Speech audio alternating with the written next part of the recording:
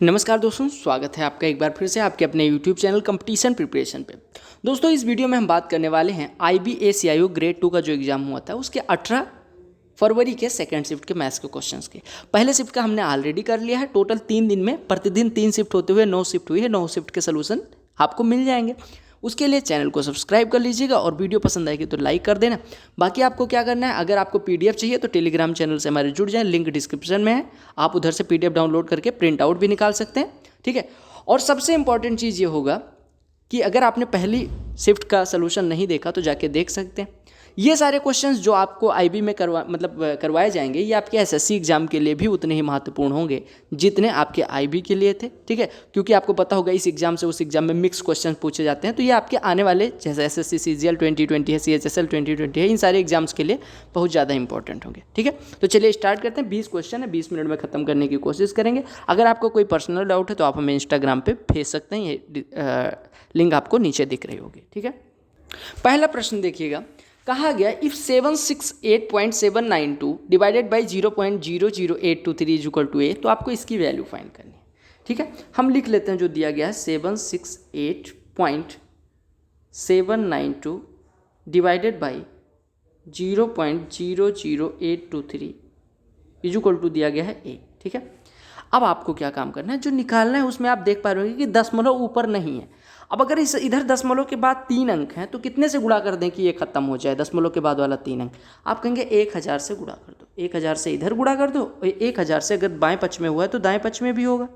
1000 से गुणा करने के बाद आपका ये दशमलव हट जाएगा, यानी आपका बचेगा कितना, 768,792 डिवाइडेड बाई 0.00823। ये बराबर कितना आ जाएगा, 1000 गुणे यानी 1000 है। बस काम खत्म हो गया। तो आपका आंसर कितना आ गया, यही तो निकालना था, 1000 ये आपका आंसर आ गया, ठीक है।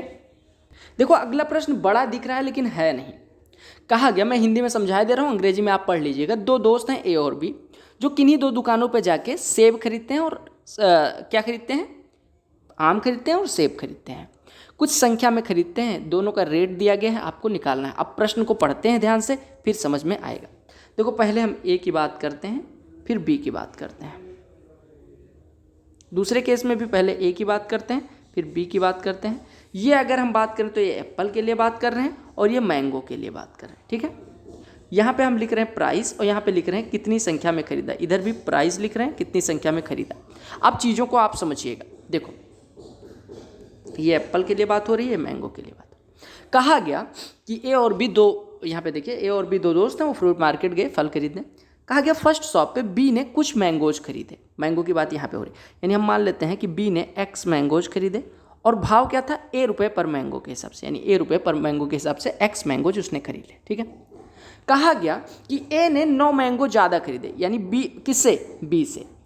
B ने खरीदे थे X, अगर इससे 9 ज़्यादा A खरीदता है यानी कि A खरीदता है X + 9 और भाव सेम रहेगा, यानी A के हिसाब से इसने भी खरीदे होंगे, ठीक है। दूसरे केस में क्या होता है कि अगली दुकान पे A जाता है और कुछ सेब खरीदता है B के भाव से। B के भाव से कुछ सेब हम मान लेते हैं Y सेब खरीदता है। फिर कहा गया और B जो है उसी दुकान पे 18 सेब ज़्यादा खरीदता है, यानी कि B कितना खरीदता है, Y + 18, भाव वही रहता है B। अब आगे क्या कहा गया कि later it was found that the ratio of number of fruits bought by A and B is 4:7, यानी कि बाद में क्या पता चलता है कि A और B ने जो कुल फल खरीदे हैं उनका अनुपात 4:7। A ने कितना फल खरीदा, Y यहाँ पे X + 9 यहाँ पे, यानी कि X + Y + 9 इसने खरीदा है, ठीक है। और B ने कितना खरीदा है, Y + 18 और X + Y + 18 इसने खरीदा है। और ये बराबर दिया गया 4/7, 4/7। अब आपसे कहा गया where is the amount of money spent by them on the fruits are same, तो आपको A अनुपात B निकालना है, ठीक है। A अनुपात B निकालना है।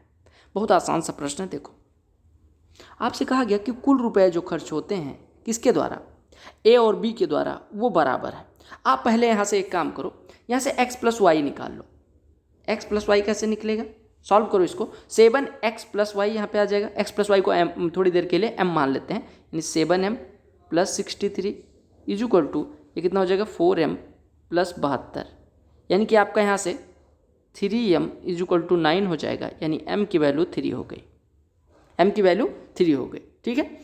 m की वैल्यू 3 यानी कि x प्लस वाई आपका 3 आ गया, x प्लस वाई 3 आ गया, लिख लीजिए यहाँ पे x प्लस वाई 3 हो गया। अब दूसरे केस में क्या आपको दिया गया है? दूसरे केस में दिया गया है कि इनके द्वारा खर्च किया गया कुल रुपया बराबर है। ए के द्वारा कुल कितना खर्च हुआ? बी के हिसाब से वाई फल इधर खरीदे थे, ए के हिसाब से x प्लस 9 इधर, तो कुल कितना खर्च हुआ? B Y plus A X plus 9 इतना खर्च हुआ इधर। और बी ने कितना खर्च किया? बी के भाव से वाई प्लस 18 यानी बी वाई प्लस 18 और प्लस ए के भाव से एक्स फल और खरीदे हैं ए एक्स। ठीक है, अब आप इसको सॉल्व करो तो यहाँ से आपका हो जाएगा B Y plus A X plus 9a is equal to B Y plus 18b plus A X. यहाँ से आपको बहुत चीज़ें कटती नजर आएंगी, यानी कि बी वाई से बी वाई कट गया, ए एक्स से ए एक्स कट गया, 9a is equal to 18b आ गया, यानी आप कह सकते हैं कि a बाई बी बराबर हो जाएगा 18/9 यानी कि 2/1, यही निकालना था।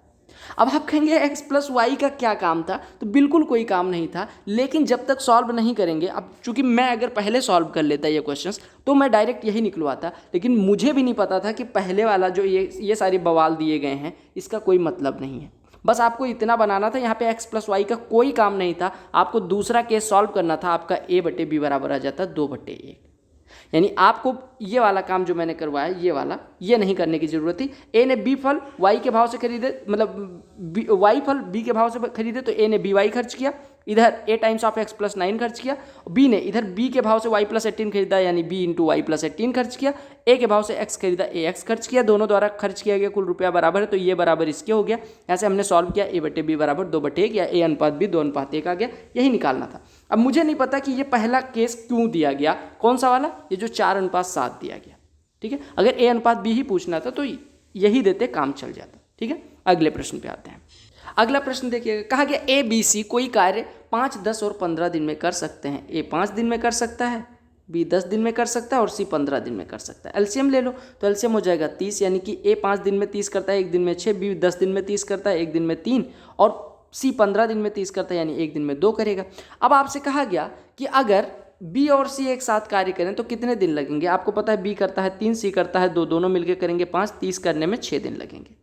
ऐसे भी कर सकते हैं, अदरवाइज आप ऐसे कर सकते थे कि बी को लगते हैं 10 दिन, सी को लगते हैं 15 दिन, दोनों एक साथ करेंगे तो 10 × 15/10 धन 15 यानी 25, तो 150/25 यानी कि 6 दिन लगेंगे। कहा गया कि एक आयत के लिए जो लंबाई है वो 10% बढ़ाई गई है और चौड़ाई जो है वो 10% घटाई गई है, तो आपसे कहा गया एरिया में क्या चेंज होगा। देखो ऐसे क्वेश्चंस को बहुत आसानी से कर सकते हैं। आप पूछें कैसे, एक तो सक्सेसिव लगा सकते हैं, और अगर आपको सक्सेसिव नहीं लगाना है तो आप मान लो कि लंबाई 20 है और चौड़ाई 10 है। अगर ये 10% बढ़ी तो ये 22 हो जाएगी, और अगर ये 10% घटी यानी कि ये 9 हो जाएगी। आप कहेंगे कि 20 अगर ये था और 10 मतलब चौड़ाई थी तो क्षेत्रफल कितना रहा होगा 200। अभी आपको पता है 22 लंबाई है 9 चौड़ाई है, यानी कि 198 क्षेत्रफल हो जाएगा। तो आप कहेंगे कितने की कमी, 2 की, 200 का कितना परसेंट है 1%, यानी 1% की कमी हो रही है। ऐसे कर सकते हैं। अदरवाइज आप सक्सेसिव लगाएंगे, आपको पता है x प्लस वाई और प्लस XY/100 हो जाएगा। ठीक है, यानी आप कहेंगे कि यहाँ पे x की वैल्यू 10% पॉजिटिव का है, y माइनस 10% है, यानी यहाँ पे रखेंगे 10% प्लस y की वैल्यू -10 है यानी -10 और प्लस 10 × -10/100, ये कट गया यानी -100/100 यानी -1, -1 मतलब हो गया कि 1% की कमी। ये वाला प्रश्न कल मैंने करवाया, बहुत बार पूछा गया कि दो संख्याओं का जो एलसीएम है वो एचसीएफ का 12 गुना है। एचसीएफ x मान लेते हैं तो एलसीएम 12x हो गया। ठीक है, कहा गया एचसीएफ और एलसीएम का जो योग है वो 403 है, यानी x प्लस 12x आपको 403 दिया गया है, यानी कि आप 13x बराबर कह लेंगे कि 403 हो गया, यानी x बराबर आपका हो जाएगा 13×3 = 39, 13×1 = 13, यानी x बराबर हो गया 31। अब कहा गया अगर एक संख्या 124 है तो दूसरी संख्या बताओ। अब देखो आप सबसे पहले एक चीज़ जान लो कि आपको मिल गई पहली संख्या और एचसीएफ मिल गया, सॉरी आपको एक संख्या दी गई 124, आपको पता चल गया एचसीएफ। एचसीएफ यहाँ से कितना हो गया, हमने x एचसीएफ को माना था, x की वैल्यू 31 आ गई यानी एचसीएफ 31 हो गया। और एलसीएम की बात करें तो 12 × 31 यानी कि 372 हो गया। ठीक है, 12 × 12, 12 × 3 = 36, 1 37। अब आपको पहली संख्या भी पता है, पहली संख्या कितनी है 124, तो आपसे कहा गया दूसरी संख्या क्या होगी। आपको पता होगा कि एलसीएम × एचसीएफ बराबर पहली संख्या × दूसरी संख्या। 124 से काटोगे 372 3 बार जाएगा, यानी सेकंड नंबर हो जाएगा 31 गुणे 3 यानी कि 93। तो काम ऐसे खत्म हो गया था। सिंप्लीफिकेशन का प्रश्न आराम से कर सकते हो। देखो पहले गुणा करो, 13 चौको 52, 52 और 40/2 यानी 20, 72 इधर हो रहा है। इधर आप करोगे 3 से 60 काटोगे तो 20 आएगा, 20 में से 33 घटेगा -13, यानी ये लिखा हुआ है x - 13। क्वेश्चन मार्क की जगह पे हम x लिख रहे हैं, यानी x बराबर हो जाएगा 72 13 85। देखो अगला प्रश्न देखो, बहुत आसान सा प्रश्न है। कहा गया कि एक कोई मुंबई का फूड सेंटर है, Koliwada food centre, sea food बेचता है। उसके अलग अलग टाइप के, जैसे कि हिल्सा बिकता है, पॉम्फ्रेट बिकता है, प्रॉन्स, कैटला, तमाम सारी चीज़ सी फूड बिकते हैं। और उसमें जो कमाई होती है कि यानी कि कितना इनकम होता है उससे, अलग अलग प्रोडक्ट से, वो दिखाया गया। दूसरा नीचे वाला जो ग्राफ है वो आपको दिखाता है कि किस चीज़ को बेचने पे कितने % का प्रॉफिट होता है। ठीक है, अच्छा। तो आपसे कहा गया कि अगर टोटल इनकम 2012-13 में 31,25,000 हो, प्रॉफिट हो कंपनी का 6 लाख हो, तो आपसे कहा गया कौन से सी फूड का, ठीक है, कौन से सी फूड पे सबसे ज़्यादा प्रॉफिट आया इनकम के रेशियो में। ठीक है, सबसे ज़्यादा प्रॉफिट आया इनकम के रेशियो में। ठीक है, तो आपको कुछ करने की ज़रूरत नहीं है, आपको ध्यान रखना है। देखो आपको पता है कि अगर लाभ 100 रुपये का हो रहा है तो अलग अलग प्रोडक्ट पे आप निकाल सकते हैं। यहाँ पे देखो अलग अलग प्रोडक्ट पे इतना इतना आपको पता है कि लाभ हो रहा है। ठीक है, और हम मान लेते हैं 100 रुपये की कुल कमाई भी होती है, या मान लेते हैं 200 रुपये की कमाई होती है। आप ये छोड़ो, बड़ा बड़ा जो डेटा लिखा हुआ है इसको छोड़ दो। 200 रुपये की अगर कुल कमाई होती तो आप कहते कि कैटला पे, कैटला जो ऑरेंज कलर वाला है वो 50 रुपये की कमाई हो रही है कैटला पे। अरे 25% है तो 200 का 25% 50। अगर मैं बात करूँ प्रॉन्स की तो प्रॉन्स पे 12% यानी कि 24 रुपये। अगर मैं बात करूँ पॉम्फ्रेट की, पॉम्फ्रेट लिख दे रहा हूँ, पॉम्फ्रेट की तो उस पर 12 रुपये। अगर मैं बात करूँ हिल्सा की तो हिल्सा 90 रुपये की कमाई हो रही है। और अगर मैं बात करूँ अदर्स की तो इस पर 24 रुपये की कमाई हो रही है। ठीक है, अब हम निकाल लेते हैं प्रॉफिट। प्रॉफिट आप देख पा रहे होंगे कि प्रॉफिट अगर हम बात करें सी वाले पे यानी कि ऑरेंज वाले पे तो 23 रुपये का प्रॉफिट इधर हो रहा है। अगर मैं बात करूँ कैटला की, कैटला हमने कर लिया, कैटला हमने कर लिया। प्रॉन्स पे भी 23 रुपये का प्रॉफिट हो रहा है। अगर हम बात करें किस पे, येलो वाला कौन सा है, पॉम्फ्रेट पे 9.5 रुपये का प्रॉफिट हो रहा है। अगर हम बात करें हिल्सा पे 22 रुपये का प्रॉफिट हो रहा है और बचा 22.5 रुपये अदर्स पे प्रॉफिट हो रहा है। ये मैंने मान लिया कि इनकम 200 रुपये थी और प्रॉफिट 100 रुपये का होता। तो आपसे पूछा गया किस में मतलब इनकम के 1 रुपये इनकम पे सबसे ज़्यादा लाभ कहाँ हुआ है। अब आप अनुपात निकाल लो। देखो 50 से इसमें डिवाइड करोगे तो ये लगभग कितना आ जाएगा, 0.4 के आसपास आ जाएगा। 24 से 23 में डिवाइड करोगे लगभग 1 आ जाएगा। 12 से 9.5 में डिवाइड करोगे तो लगभग 0.8 के आसपास आ जाएगा। 90 से 22 में डिवाइड करोगे तो ये आपका लगभग 0.25 के आसपास आ जाएगा। अगर हम इसमें डिवाइड करेंगे 24 से 22.5 में तो आप देख पा रहे होंगे कि 24 से 22.5 में 9 चौको 36, 9 दूनी 18 और ये 0.9 के आसपास समथिंग आ जाएगा। लेकिन आपसे कहा गया सबसे ज़्यादा कहाँ है, तो आप देख पा रहे होंगे कि 24 से 23 में डिवाइड किया जाएगा। दो ही चीज़ें आपको दिख रही हैं, इन्हीं दोनों में से कोई मैक्सिमम हो सकता है। यहाँ पे 24 से 23 में डिवाइड किया गया, यहाँ से 24 से 22.5 में, तो बड़ा कौन सा होगा, ये वाला। यानी सबसे ज़्यादा पर रुपी इनकम पे फायदा किस पे हो रहा है, पी पे। पी बोले तो प्रॉन्स, तो आपका आंसर प्रॉन्स हो जाएगा। समझ आ गया, बस थोड़ा सा कॉन्सेप्चुअल क्वेश्चन था, बाकी कुछ नहीं था। ये आपको जो पाई चार्ट दिया गया है वो सुरेश का अलग अलग चीज़ों पे खर्चा दिखाता है। कहा गया अगर उसे 70,000 रेंट देना पड़ता हो तो इंटरटेनमेंट पे, आप सीधे सीधे देख लो कि रेंट पे कितना खर्चा करता है, 35%। आय का 35% 70,000 है। हाँ 70,000 है, ठीक है। तो आपसे पूछा क्या गया है, आपसे कहा गया इंटरटेनमेंट पे वो 12%, 35% 70,000, 1% 2,000, तो 12% 24,000, यानी 24,000 रुपये वो खर्चा करता है इंटरटेनमेंट पे। कहा क्या गया कि 20 आदमी 5 घंटे पर दिन करते हुए कोई कार्य 4 दिन में कर सकते हैं। 20 आदमी 5 घंटे करते हुए 4 दिन में कर सकते हैं, M1D1H1। तो कहा गया कितने दिन में, यानी कितने दिन में 10 आदमी 10 घंटे करते हुए काम को ख़त्म कर देंगे। और आपको ये मानना है कि जो दूसरे केस में आदमी है वो उतना ही काम करते हैं जितना पहले केस में करते हैं। आपको आदमियों की संख्या दी गई है यानी कि 10, D2 आपको से पूछा गया है, और कितने घंटे कार्य करते हैं 10। M1D1H1 is equal to M2D2H2। 10 दाम में 100, 20 पंचे 100 कट गया, यानी D2 बराबर आ गया 4 दिन में। कहा गया कि पहले 6 पॉजिटिव मल्टीपल्स ऑफ 6 का एवरेज क्या होगा। देखो अगर हम 6 के पहले एवरेज निकालना तो 6 + 12 + 18 + 24 प्लस कितना हो जाएगा 30 + 36, ठीक है। अब आपको एवरेज निकालना है। एवरेज निकालने में 6 से भाग कर देना पड़ेगा क्योंकि 6 चीज़ों का एवरेज है। 6 से काट दो सबको, यहाँ पे 1, यहाँ पे 2, यहाँ पे 3, यहाँ पे 4, यहाँ पे 5, यहाँ पे 6। आप जोड़ दो 6 5 11 4 15 3 18 2 20 21।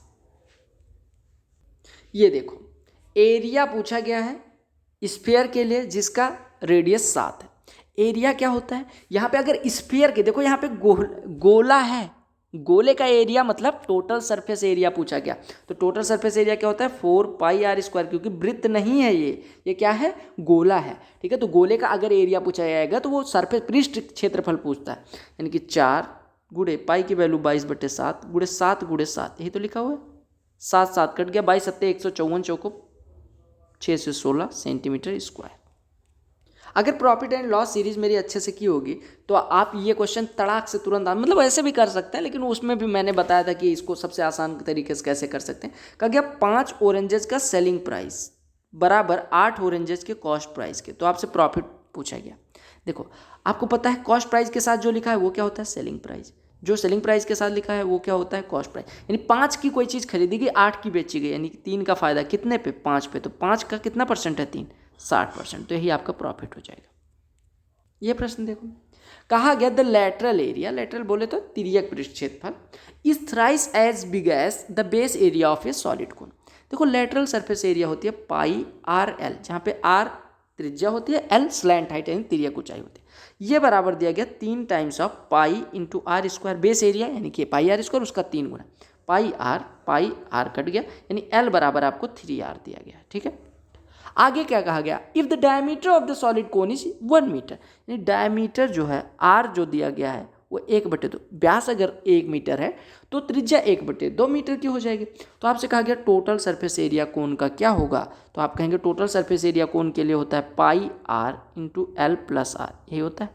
आप सबकी वैल्यू रख दो, यानी पाई इंटू r, यानी पाई गुणे r की वैल्यू 1/2 इंटू L + r यानी 3r + r 4r, तो 4 इंटू r 1/2, यानी कि 1/2 1/2 4 कट गया, यानी आपका टोटल सरफेस एरिया कितना आ गया पाई आ गया। कहा गया कि एक संख्या का 65% जब इसी में से घटाया जाता है तो जो संख्या होती है वो 784 का स्क्वायर रूट बन जाती है। आपसे पूछा गया संख्या क्या होगी। देखो अगर आपको ऐसा कहा जाए 65% किसी संख्या का घटाया जाता है, यानी वो बचती कितनी होगी 35%, किसका अपने आप का, और वो जो है वो स्क्वायर रूट है 784 का, ठीक है। अब आप देखिए 784 किसका वर्गमूल होता है, किसका वर्ग होता है 28 का, तो ये इसका वर्गमूल 28 हो जाएगा, यानी संख्या का 35% कितना है 28 है। संख्या का अगर 35% 28 है तो 7 × 5 = 35, 7 चौको 28, यानी 5% 4 हो जाएगा, तो 100% कितना हो जाएगा, इधर भी इससे गुणा कर दो, इधर भी 20 से गुणा कर दो, यानी 100% 4 × 20 यानी 80 हो जाएगा, यानी हमारी संख्या कितनी हो गई 80 हो गई। कहा गया कि सीता जो है 5 किलोमीटर अपने स्कूल डेली साइकिल से जाती है, वो अपना घर 7 बजे छोड़ती है और 7:30 बजे पहुंच जाती है, यानी आधे घंटे लेती है 5 के स्पीड से, मतलब 5 किलोमीटर उसके घर से उसके स्कूल की दूरी है। यानी डिस्टेंस आपको पता है टाइम, तो स्पीड क्या होती है डिस्टेंस अपॉन टाइम, यानी 5/1/2, यानी कि 5 दूनी 10 किलोमीटर प्रति घंटे। आपसे ट्रेपेजियम का एरिया पूछा गया। मैंने आपको बताया था कि ट्रेपेजियम का एरिया होता है half into sum of parallel sides, समांतर भुजाओं का योगफल। समलम चतुर्भुज के लिए जो क्षेत्रफल होता है वो होता है हाफ इंटू समांतर भुजाओं का योग, यानी 12 18 30 इंटू उनके बीच की दूरी, यानी कि 20, तो 30 × 20 600 का आधा 300 स्क्वायर मीटर। अगला प्रश्न देखिएगा, कहा गया जो एक ग्राफ है ये आपको एक कंट्री का स्पेंडिंग दिखाता है कि कितना रुपया वो खर्च करते हैं अलग अलग गेम्स पे। कहा गया कि अगर स्पोर्ट पे टोटल 2 करोड़ का खर्चा हो तो क्रिकेट और हॉकी पे कुल कितने का खर्चा हो। ध्यान दीजिएगा प्रतिशत में नहीं दिया गया, या डिग्री में दिया गया। क्रिकेट यहाँ पे है और हॉकी कहाँ पे है यहाँ पे। टोटल कितना खर्चा होता है 81 डिग्री प्लस 63 डिग्री, यानी कि दोनों जोड़ेंगे तो आपका हो जाएगा 144 डिग्री। अब 144 डिग्री आउट ऑफ 360 डिग्री, यानी 360 डिग्री का ये कितना प्रतिशत है, आप कहेंगे 40%। यानी कि अगर कुल खर्चा 144 अंश का होता है, मतलब क्रिकेट और हॉकी पे खर्चा 144 अंश का होता है, कुल खर्चा 360 अंश का होता है। तो आप कहें कितना प्रतिशत खर्चा क्रिकेट और हॉकी पे होता है? 40% का। और आपको दिया गया है कि 2 करोड़ टोटल खर्चा है, तो उसका 40% यानी कि 0.8 करोड़ किस पे खर्च होता है? क्रिकेट और हॉकी पे। यही निकालने को कहा गया था। अगला पाई चार्ट जो है ये आपको दिखाता है अलग अलग सब्जेक्ट जो चूज किया है स्टूडेंट्स ने, ठीक है। तो कहा गया कि अगर 5000 स्टूडेंट्स थे तो उन स्टूडेंट्स की संख्या बतानी है जो जिन्होंने या तो मैथ चूज किया या इकोनॉमिक्स। मैथ 25%, इकोनॉमिक्स 15%, यानी टोटल 40% स्टूडेंट्स ने मैथ या इकोनॉमिक्स चूज किया है। टोटल स्टूडेंट्स 5000 हैं तो उसका 40% यानी कि 2000 स्टूडेंट्स ऐसे हैं जिन्होंने मैथ चूज किया या इकोनॉमिक्स। कहा गया कि 2 स्टूडेंट्स किसी एग्जाम में अपीयर होते हैं, एक स्टूडेंट्स को दूसरे से 15 नंबर ज़्यादा मिलते हैं and his marks were 55% of sum of their marks. तो आपसे कहा गया कि marks obtained by them are. ध्यान से देखिएगा, आपसे कहा गया कि एक स्टूडेंट्स को अगर x मिलते हैं तो दूसरे को x + 15 मिलते हैं, ठीक है। और जो वो x + 15 है वो इन दोनों के योग का यानी x + 15 जो है वो दोनों के योग का यानी 2x + 15 का 55% है। 55% बोले तो 11/20 है। तो आपसे कहा गया उनका ऑब्टेन्ड मार्क निकालना है, यानी x की वैल्यू अगर आप निकाल लेंगे तो निकल आएगा। 20 से इधर गुणा कर दो यानी 20x + 300 बराबर 22x + 165, यानी कि आपका 2x = हो गया कितना? 135, यानी x = हो गया 62.5। x 62.5 हो गया, 67.5। अगर कितना हुआ है? 67.5। अब अगर x 67.5 हो गया तो पहले व्यक्ति का स्कोर है 67.5, दूसरे का इससे 15 ज़्यादा यानी 82.5। कहा गया कोई धन है जो 1250 3 सालों में और 8 सालों में 1600 हो जाता है सिंपल इंटरेस्ट पे। तो आपको बताना है वो धन कितना होगा। बहुत आसान सा प्रश्न है। 3 सालों में 1250 हो जाता है, 8 सालों में 1600, यानी कि 3 साल में तो 1250 हुआ था, 5 साल और इससे 5 साल और यानी 8 साल टोटल की बात की जा रही है, यानी 5 साल बाद ये कितना हो जाता है? 1600। यानी 5 साल में जो ब्याज मिला वो कितना मिला? 1250 से 1650 होने के लिए 350 रुपये का ब्याज मिला होगा। यानी 5 साल में अगर 350 का ब्याज मिलता है तो 1 साल में 350/5 यानी 70 रुपये का ब्याज मिला होगा। अगर 1 साल में 70 रुपये का ब्याज मिला है तो 3 साल में कितना मिला होगा? 70 × 210 रुपये का। यानी अगर मूलधन x होता तो उसमें 210 जुड़ के 1250 हुआ था, यानी मूलधन कितना हो जाएगा? 1250 - 210 यानी कि 1040। तो ये थे सेकंड शिफ्ट के 20 क्वेश्चंस जो हमने कर लिया। अगर आपने पहले शिफ्ट का नहीं देखा तो वो भी जाके देख सकते। अगर वीडियो पसंद आई है तो सब्सक्राइब वाले लोगों पे क्लिक करके सब्सक्राइब कर सकते हैं, और बहुत सारी वीडियोज़ जो आपके लिए बहुत ज़्यादा यूजफुल हैं वो देखने के लिए यहाँ पे क्लिक करें जो वीडियोज़ आपको दिख रही हैं। Bye bye, take care, all the best for your all exams. पढ़ते रहें, खुशहाल रहें, मस्त रहें और देखते रहें आपका अपना चैनल कंप्लीट।